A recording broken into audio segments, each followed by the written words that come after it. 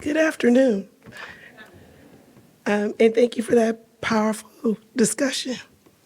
Believe me, before I started to lose my voice yesterday, the irony of talking right before the Voices for Mothers section, the irony was not lost on me, but it's a reminder to talk less and listen more. First, I just want to acknowledge the CTSC of Northern Ohio and Case Western Reserve. My name is Ramona Brazil. I'm an Executive Director of Community Health Engagement and Impact at the MetroHealth system. We knew when we were first approached about the summit, and as a member of the collaborative, and as a system goal, just like with Cleveland Clinic and university hospitals, to improve maternal and infant health outcomes in our community, that we were going to be all in. I send greetings from Dr. Erica Steed, our president and CEO of the MetroHealth system. Unfortunately, she couldn't be here today. This is a very important topic to her. Believe me, we tried very hard. But she's traveling to DC to talk to some policyholders over the next few days. As many people know, Dr. Steed is the first Black person, the first woman, and the first nurse to lead the health system in almost 190 years of history. As a nurse myself, oh yes, please. Please. Yes. We're still very proud, very proud. It's not just a historic moment for MetroHealth, it's a historic moment for Cleveland, because it's the first time in Cleveland's history that a hospital system is being led by a Black woman. I myself, as a nurse, I graduated just one of two Black women in my class in the early part of the century, which, if you can believe, was the early 2000s. But I also was the only Black nurse on the labor and delivery unit that I started my career on. I've always been one of two at many different levels. So to have a Black woman lead a health system didn't seem possible. Not just that it could happen, but possible. But beyond being the first, and I think the conversation we just had is a part of that, a representation at the highest level of healthcare means a perspective that has never been in certain rooms and tables is at the decision-making and shaping role. Spaces where decisions are made about when and how to provide healthcare. Policies and infrastructures that eliminate, create, or perpetuate barriers are made. A voice with lived experience that advocates inside and outside of the system. One that understands the personal impacts of the injustices across multiple systems. Healthcare is just one of them that lead to shorter and sicker lives. As startling as statistics may be, we cannot lose sight of the human toll of inequities on traumatized and injured survivors. And we can't just remember who we've lost. We also need to remember who has been injured, who has been harmed, because that is more common than mortality. We can't forget that there are missing family members. There are missing community members.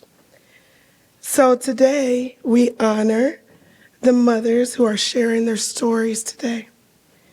We listen with empathetic ears, with hearts and minds geared towards action, not only for survival, for Black mothers and babies, but for Black mothers and babies to thrive.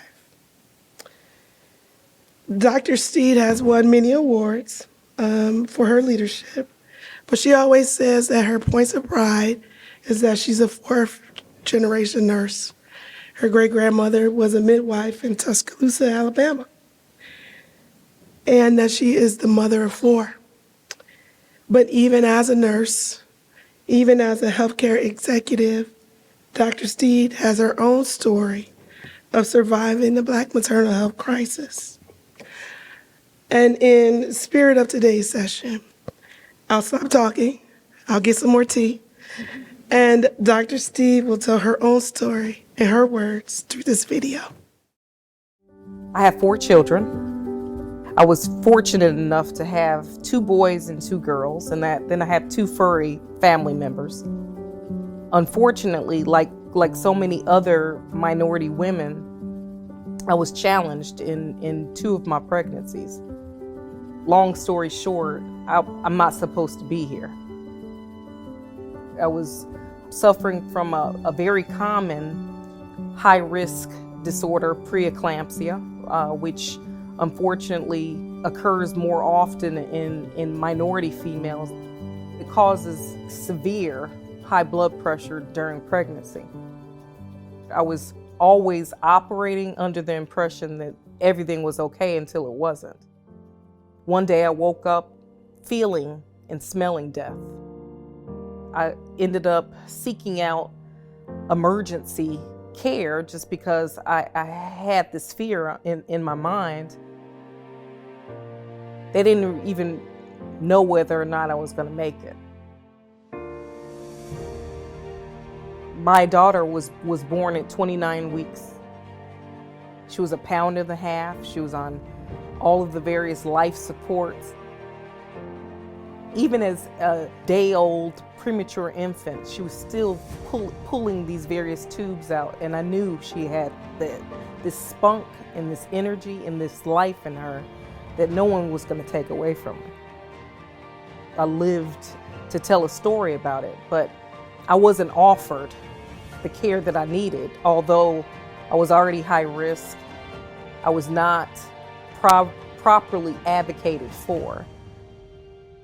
We are blessed and we're extremely fortunate that the circumstances didn't turn out differently.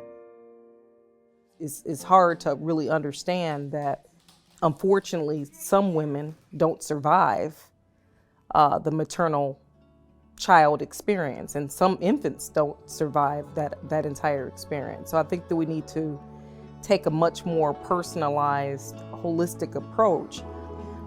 Certainly we need to pay more closer attention to those risk factors and really understand deeply what those needs are and how do we avoid some of the pitfalls that unfortunately some of us have experienced with that. So that's why maternal health is so important to me. I want you to be encouraged to speak up. I want you to be encouraged that we're here to listen and we're here to learn to how to build that experience together.